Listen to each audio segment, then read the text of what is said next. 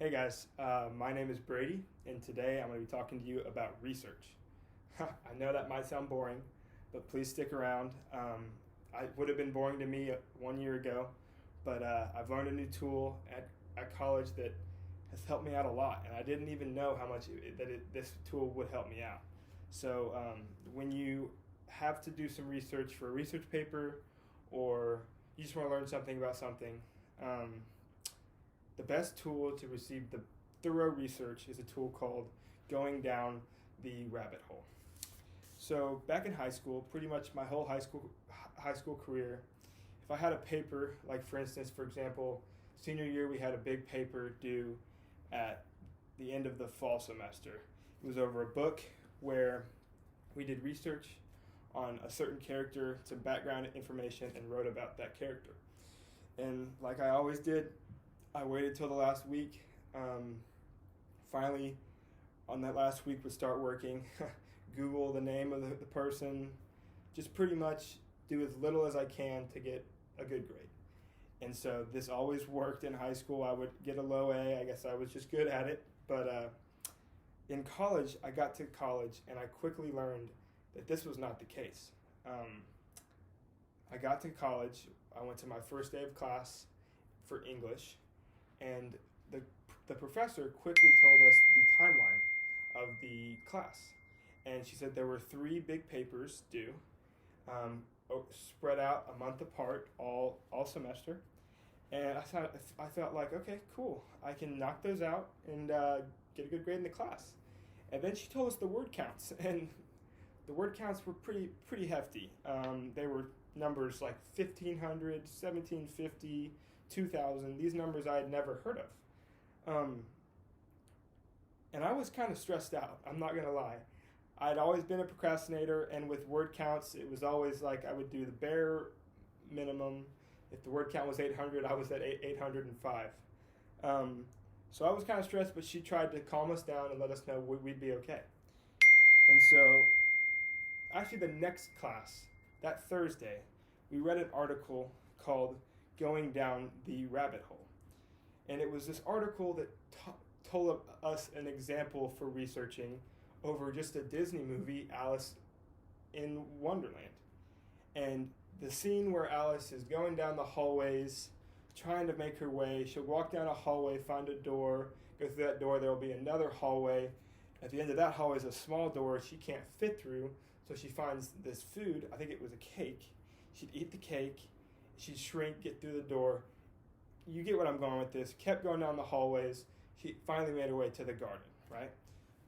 Oddly enough, this resembles researching a lot more than I ever thought. Researching is kind of like this. This idea of how to research shows you'd walk down a hallway, right?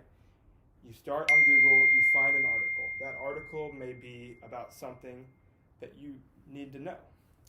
You find the author of this article or something like that, you keep going down, you just end up, who knows where, you have all this new information to use. This idea, she wanted us to try this idea, right? So we got into our first essay. The first essay was over myself. So this first essay was not, I didn't need to research myself. I had all the information in my brain. But we got to the next essay, which is over a political or social issue. So me being still my high school self, I took social issue, meaning sport, something with sports, right? So I found an issue in baseball that I'd heard about, thinking I'd have some information on it in my brain, some background information that I knew, which I did, but I didn't have enough information because we needed a certain amount of sources.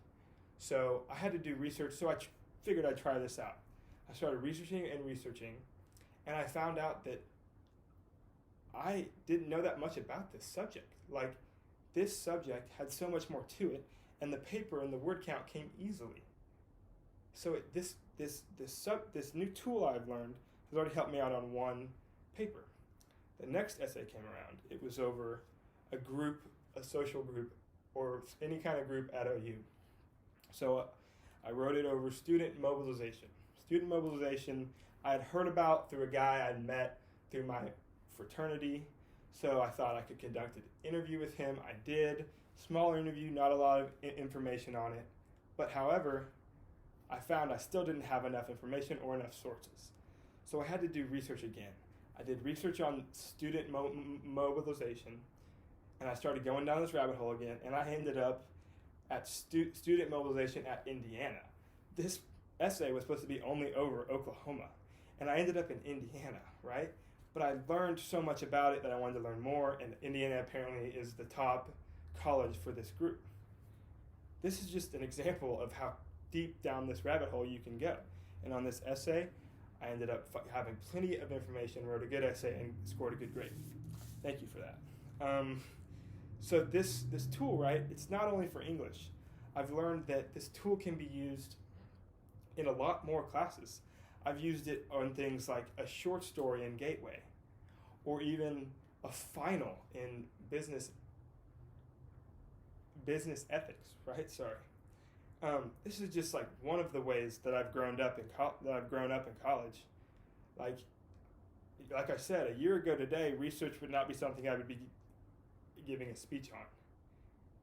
But I want to really say thank you to my professor, because this tool that she literally taught us on the second day of school has helped me out so much through this first semester, and I can only imagine how much it'll help me out through the rest of my 4 years of college. So I want to say thank you, and I hope that you've learned something from this, because now research to me, I enjoy it a lot more, and I get better grades on it. Thank you.